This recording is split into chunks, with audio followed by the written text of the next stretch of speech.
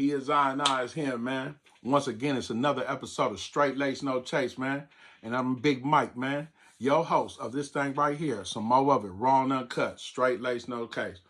Chase. Straight Lace No Chase. You know, raw and uncut. On this episode, man, you know what I'm saying? I'm going to address a few things. The black and brown relationships in the hip hop culture, right? Being from California, man, where there is a big Hispanic population. We're right next to California. A lot of our neighborhoods are adjacent to each other, if not right on top of each other.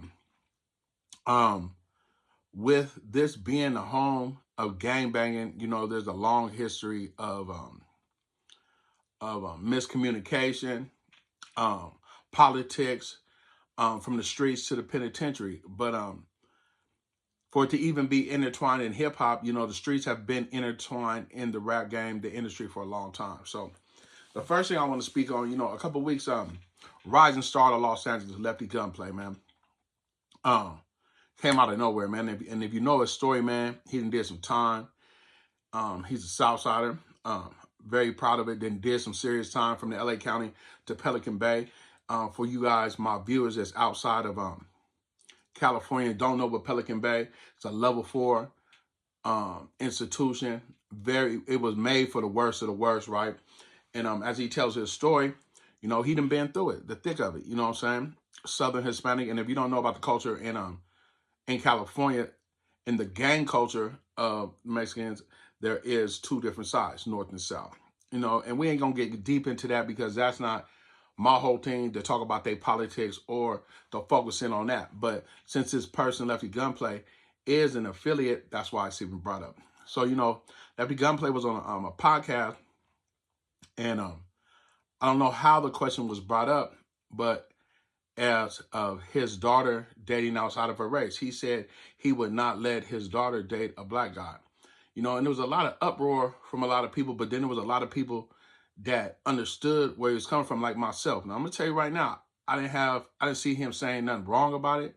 I didn't take no offense to it because in my culture too, being black, we teach black love. We teach for us to date inside our race. And as him being a father and what him wanting his daughter to date, that's on that man. You know what I'm saying? I think a lot of people took it offensive because he's inside the hip hop culture and the black culture was very receptive to him. As in, there's always been a super split with it. I don't care what people want to say. When it comes to anybody outside of being black and rapping, when you first hit the scene, you have to prove something, just like Eminem did, just like Stupid Young did, just like Pilo did, just like any Hispanic rapper before him. Then there's a lot of them from Northern California to Southern California that is very, very receptive within the black culture. So as in the outrage of it, man, like I've seen him go on his run. And I got a Mexican homeboy that I speak to a lot, and he's from the South, right? He don't have no gang ties, but he's a Southern Hispanic, you know what I'm saying? Because that's where he's been raised in California. And we had great conversations about him, about Hispanics in the hip hop culture and how the blacks were receptive to him. And man, I saluted him because he can rap. Is he the best rapper? No. Can he rap? Yes. Is he hella entertaining? Hell yeah, the dude's super entertaining. Has he been through something? Yes, man. That's the whole thing about rap. You know what I'm saying? Telling your story, being through something, and captivating the whole person's attention. So when he said it, I was really like this, man. He ain't saying nothing wrong. What part did y'all didn't get that he said something wrong about him being Hispanic and raising his Hispanic daughter and him most likely wanting his daughter to be with a Hispanic man and not be with a black man? See, the being sensitive about it is you're not even looking outside the box of how our culture teaches us, right? You just upset because he Hispanic and he rapping and you feel like he's stealing something or stealing parts of our culture when a lot of these Hispanics in California, period. Let's not just put North and South or adjacent to us. They have their own culture. Yes, they have their own politics. Yes, they tied into something totally different than us. But he didn't say nothing wrong. You know, when he went on his press run, the first time I had caught a hold of him when he was on Community with Pun and AD, hella entertaining, hella dope.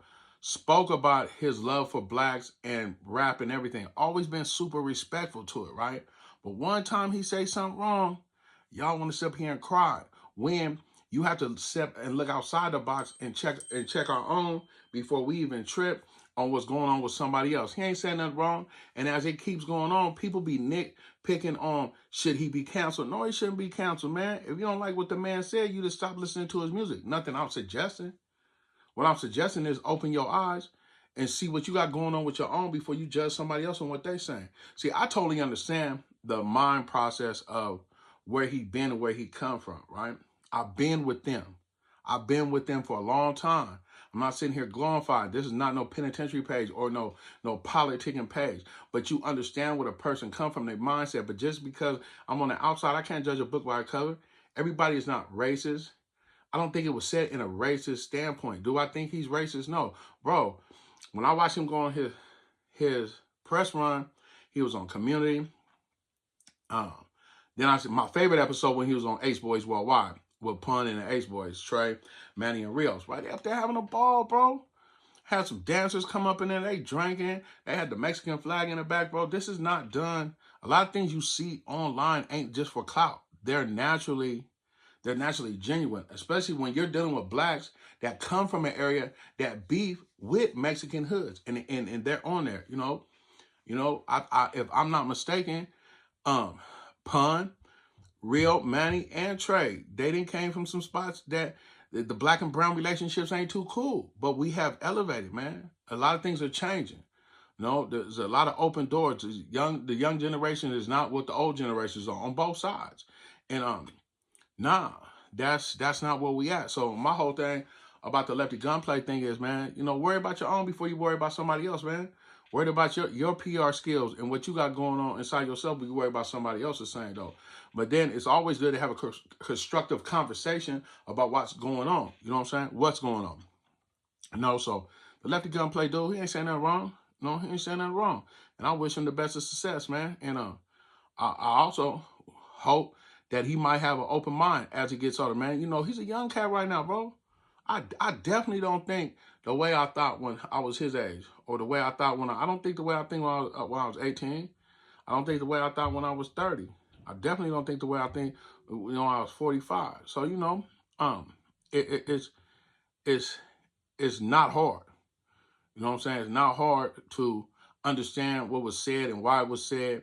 And sometimes understanding when you see a person say something like that, you don't look back and see what you're doing with your own and what you're teaching your own child and what you got to do in your household and how you teaching it and what you want for your own. It might be an eye-opener for some of y'all, and it might be sensitive to some of y'all because y'all ain't been outside. You've been in that little radius, you know what I'm saying? So, and what I not mean by outside, I mean outside in the world. I ain't talking about the cliche, I'm outside. I'm talking about outside the world. It's a big world out there, man. There's a lot of different ideals and teachings and thoughts, and especially when you ain't been outside California, man. California ain't the same as Texas. Texas ain't the same as Boston. Boston ain't the same as Atlanta. Atlanta ain't the same as Florida. Florida ain't the same as New York. You know what I'm saying? So that was one piece I wanted to get on, man. And then come just last week. Last week, it was 2 weeks ago. K-Dot and Friends, the pop out. Historic thing. A concert that Kendrick Lamar put on Juneteenth, you know what I'm saying? Very a holiday for the black culture, you know what I'm saying? Black Americans. And there was a Hispanic podcast. I shouldn't say just Hispanic podcast just because it was Hispanics on the podcast. They said they felt unrepresented at the show. Now, let me tell you something, man. I don't know where this came from. Let me tell you the most ignorant thing about the dude that said it, right? The dude didn't even know what Juneteenth was on June 19th. So when the other podcasters said, do you think it has something to do with the show being performed on June 19th? And he's like, June 19th, what is that? That's where you fucked up right there. What do you mean, what is that? Not saying that that was the reason there wasn't no Hispanics on the show. But what do you mean? That's bad podcasting in itself, not knowing what date that the show was on, and you're saying that you feel that your culture was unrepresented at the show. On top of that, bro,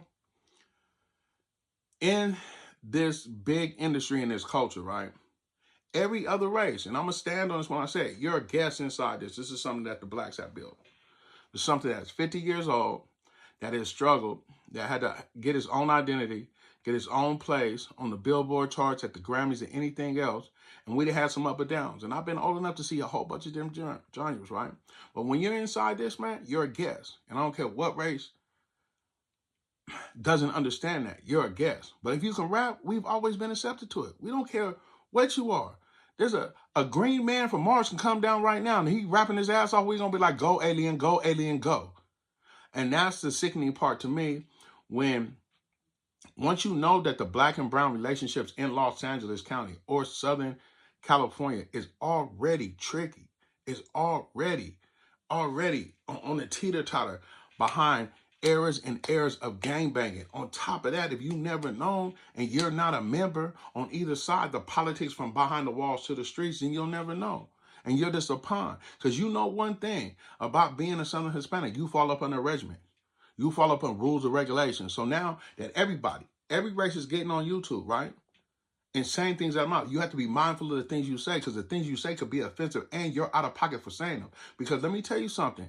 If there was a band of Hispanic MCs and y'all running with the ball right now, it ain't just Lefty Gunplay, Roddy Racks, Lil Weirdo, even to the old school ones, Mr. Criminal, what's my boy, King Lil G, boy, y'all been running a marathon for a while now. Y'all been had your foot in the door. Y'all been accepted by the blacks, right? Now, if y'all was doing a show on Cinco de Mayo, and there wasn't no blacks invited, wasn't near nobody, go on their podcast and say we was unrepresented. If anything, there's going to be some producers that didn't produce a beat for y'all, or some promoters, or some podcasters that's going to let y'all go on your move and come promote that. So that's what I don't like, when you picking and choosing, or you just on your podcast just saying something just to be saying something to say any old little thing. You know what I'm saying? Because it's tit for tat, man. We can't be doing that. Sometimes we got to do better. My people's doing better because we letting anybody come in here and rap. You know what I'm saying? You ain't getting blackballed and rap. You know what I'm saying? Yes, there's ignorant people out there. Yeah, I don't listen to the homeboy rap. No, I don't listen to essay rap. Yes, there is people like that. They ain't gonna sit here and lie to it. But there's a lot of people like me, man. If you know me, man, I'm gonna rock to it. If you rapping and you come on one of the beats, man, I'm one of the first cats and put my homeboys on Lil Weirdo before I even moved to San Diego. Because I felt like, he's a Mexican. Oh, but he rapping like he a nigga. Man, I just didn't appreciate how it came out, how it was said. Ain't no ill will towards the dudes, but next time something come out your mouth, do your education. And think about what you're saying before you saying it, right? Because if I'm not mistaken, Jeezy is Hispanic. You know what I'm saying? He was there. You know what? He was there, he was popping. And he was on DJ He Said, right? But you can't push the narrative like we don't appreciate y'all, or you was unappreciated as artists. You know what I'm saying? Jeezy popping right now. You know what I'm saying? And I think getting so, if Lil Weirdo had a radio hit, or Lefty Gunplay had a real radio hit, he might have made the cut, but he didn't. Okay, this is where we at. We don't make the cut sometimes. So what is you talking about? What is you saying? As I go on, man, been some more controversy, you know what I'm saying, of Latinos helping us start hip-hop, right? And there's been some back and forth from some OGs. And I'm not even going to harp on this. It was just brought up because of the title of the black and brown relations in hip-hop, man. Let me tell you something, man. One thing I do know when it comes to two races, two cultures that have endured a struggle, have been oppressed, have been through it. Okay, we all have, bro. But we are the two closest. Like, when you're growing up and you're growing up right next to Mexicans, or you've been around a Mexican in your life, you understand, bro. It's very close. You understand if you've been around them behind them walls and had conversations like, hey, bro, you know what I'm saying? Them conversations you can have. You know, there's some things, there's conversations you can have, man. Some things is deeply rooted in bad. But the thing about it is, man, we built this, man. We built this from the ground up with no help.